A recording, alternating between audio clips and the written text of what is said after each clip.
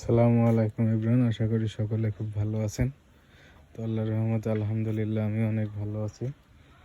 তো সামনে যে গাছগুলো দেখতে পাচ্ছেন এটা হচ্ছে আমাদের টমেটোর প্রজেক্ট।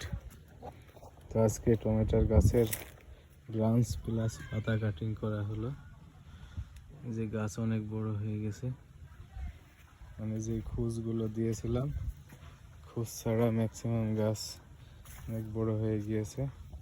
তো যার কারণে এই যে আমরা টমেটোর গাছের মাচা সিস্টেম করেছি, খুঁটি পুঁতে এর সাথে এই যে মোটা এই কটগুলো দিয়ে বেঁধে দিছি। গাছ যখন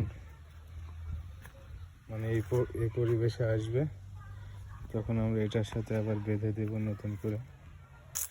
এখানে আমরা টমেটো লাগিয়েছি, এখানে প্রায় 800 মতো গাছ আছে।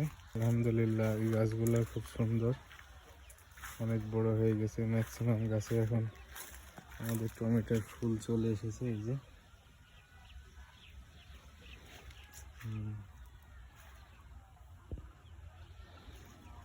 এখানে করল্লা ছিল, যার কারণে করল্লার যে মাচাটা আমরা সেই মাচাটাই ব্যবহার করব টমেটোর ক্ষেত্রে। নতুন করে এখানে আর মাচা দেওয়ার প্রয়োজন নেই। আর এই যে এটা হচ্ছে আমাদের শশার প্রজেক্ট। 2500 শশার বীজ আমরা এখানে রোপণ করেছি।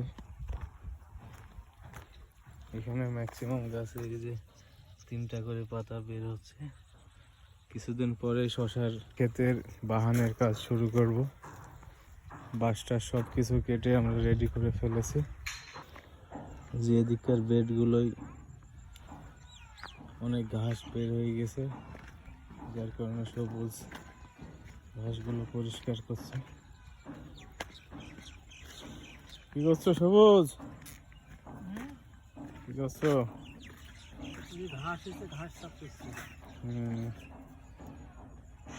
গাছ আমাদের মিস যায়নি সবুজ, ম্যাক্সিমাম গাছ আমাদের একই রকম গ্রোথ। যে বেগুনের ভয়ে আজকে সেচ দেওয়া হলো, কালকে আমরা সার দেব বেগুনের ভয়ে।